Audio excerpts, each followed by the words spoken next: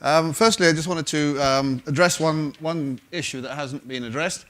We get asked quite often about our roadmap and our strategy, because we're not really a company that's been very strong on saying what our long-term strategies and roadmaps are.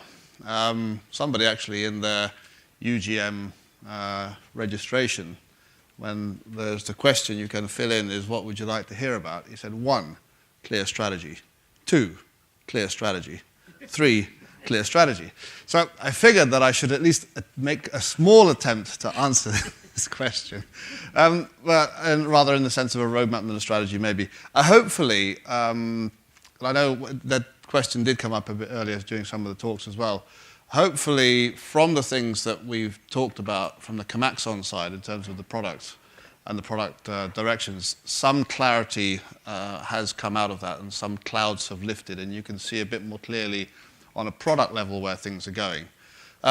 I think that the question of roadmap has 3 levels. I think if I understand the question correctly, maybe it's a different question for different people, and somebody who's maybe on a strategic thinking level, thinking about vendors and what kind of vendors they want to and have to deal with, might be considering roadmap in terms of ownership. Is this a long-term reliable partner for me, or is it financially stable? Is it going to get bought out and therefore everything's going to change? So what's the company roadmap or strategy in terms of ownership? We have created, or we are creating, a whole new paradigm here in terms of cheminformatics software and software generally, because we're actually becoming a family business.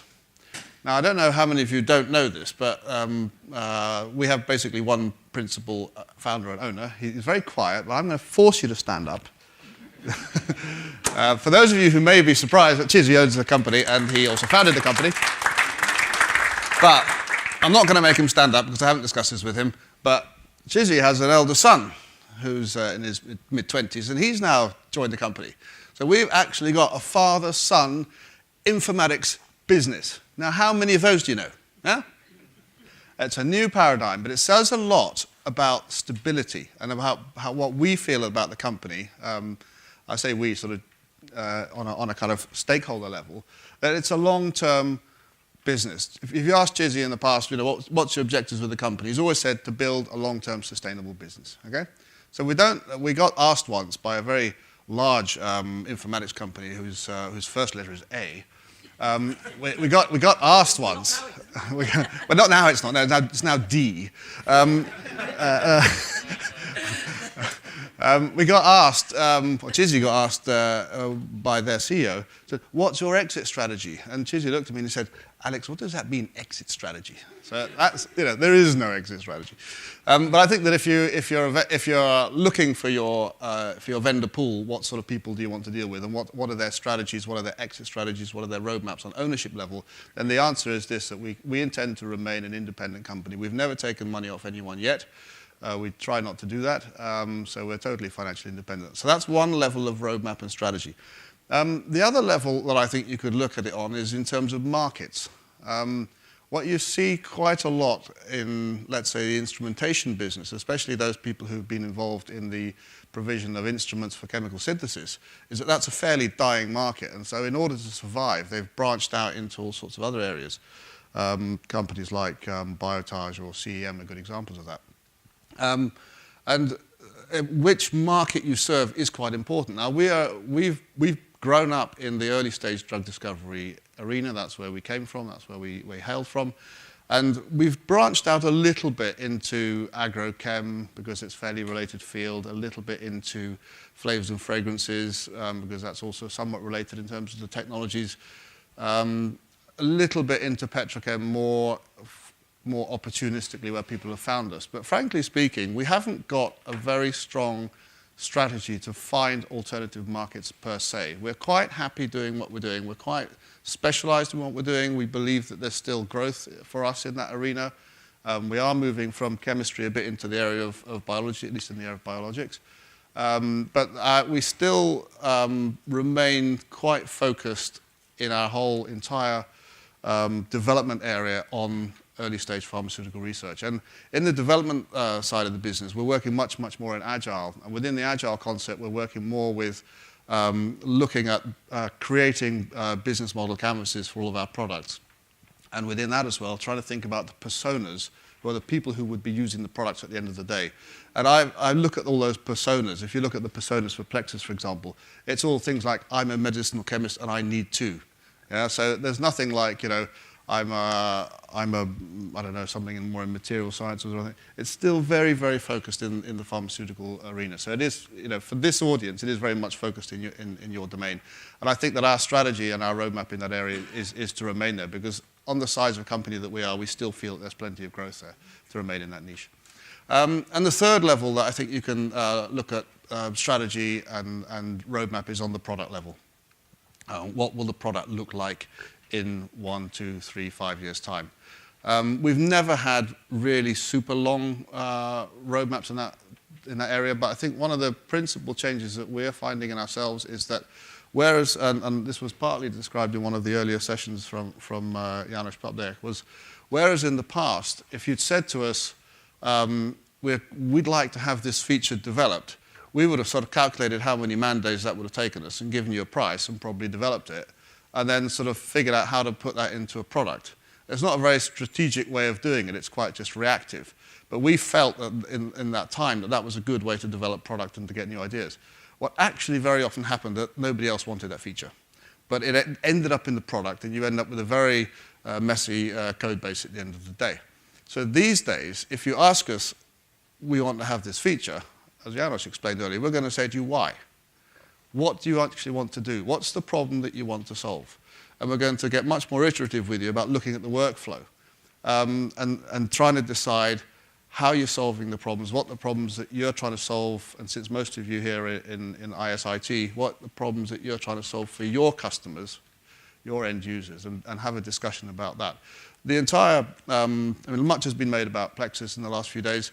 That was a very good example, actually, within our company history, where we did start from zero. We did not start with a customer saying, I want a feature.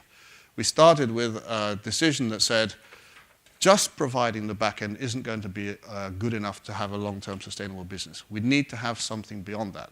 And we, in order to decide what that focus should be, we went out to 30 different companies, some of them existing users, some of them people who we'd never really dealt much with. We spoke to over 200 people, and we took all that information and tried to say to them, what are the problems that you're having? What are the things that you're trying to do? And we didn't just talk to IT managers, we talked to end users as well. And from that was developed a whole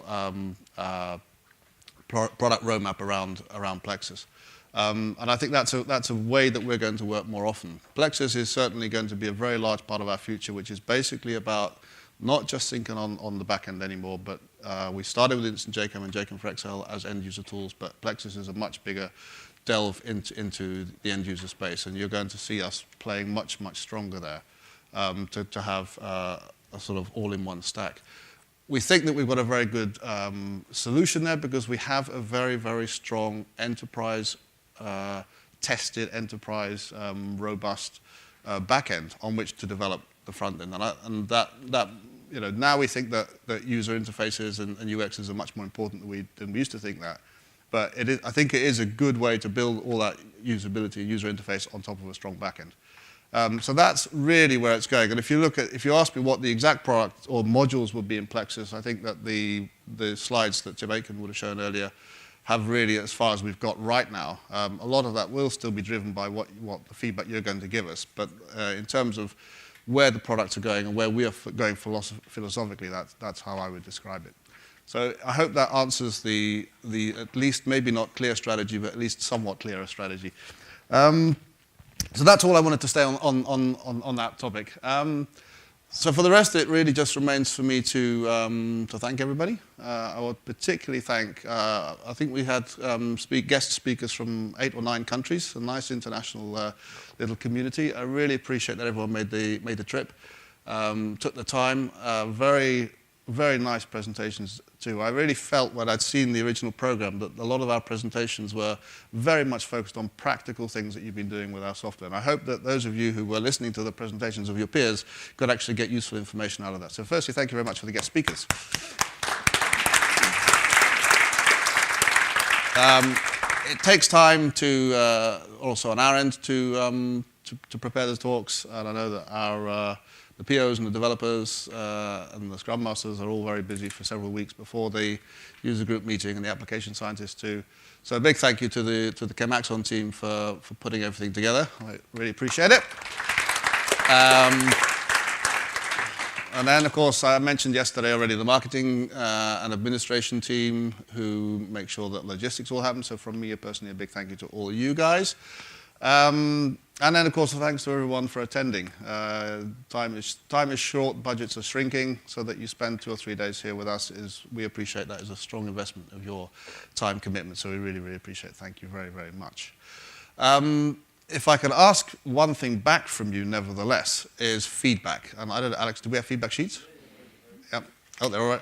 Please do put your comments in there. We do love feedback. I would be particularly interested if I can make a request that, for those of you who've been to previous UGMs, you'll know that the format of the ChemAxon presentations changed somewhat in terms of having this opening session with the longer description. I'd be really interested in your feedback on that, how that worked for you. Whether that's a nice way to present things. But please do give all your feedback on the feedback sheets. That would be great. So finally then, just this evening's entertainment. Unfortunately, totally illegible for you. But we're going. For those of us who want to, what's time now? 20 past, 25 past. Sure. For those of us who want to go on a walk, I think the walk will be about an hour and a half. It usually is, maybe a bit more.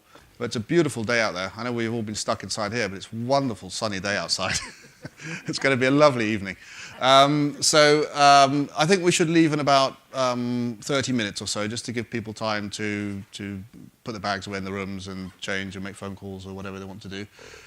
So we're just going to go from the lobby. We're going to start with a short metro ride, so you're even going to get really down and local on the metro, and then we'll walk around and work our way. And we're going to end up, so we're here, and the enemy's here. No, that's all right. We're here. We're going to go down to the Parliament down here, and then we're going to sort of zigzag our way back up into that one. Yeah, there. Those who are not going on the walking tour, it's totally optional.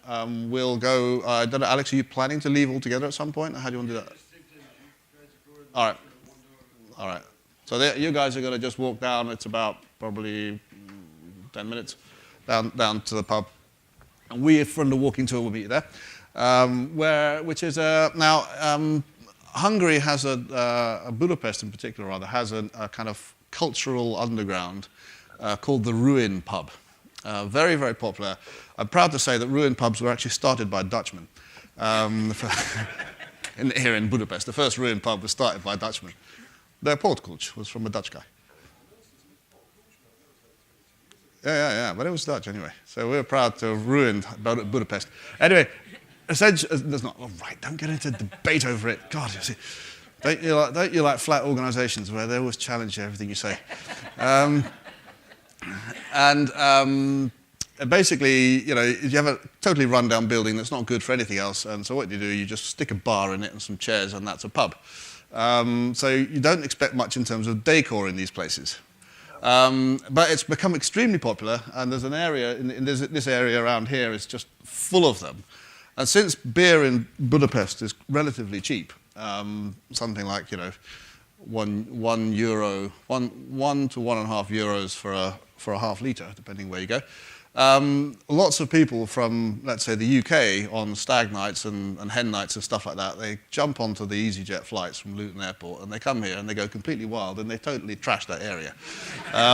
This is going to be fun. But since it's not a weekend, because that's Friday night at Luton Airport, John's last days Budapest 2014 on the T-shirts, you don't need to dress up, is what I suppose I'm trying to say. You will experience a little bit of the sort of the Budapest youth culture as it exists today. So I hope you're going to enjoy it. Yesterday we had cultural posh, wasn't it? So now we're going down underground. So let's meet up in half an hour, and for the rest of us, we're going to meet up again in September, I think, in Cambridge, Massachusetts, the next time. So thanks very much, everybody.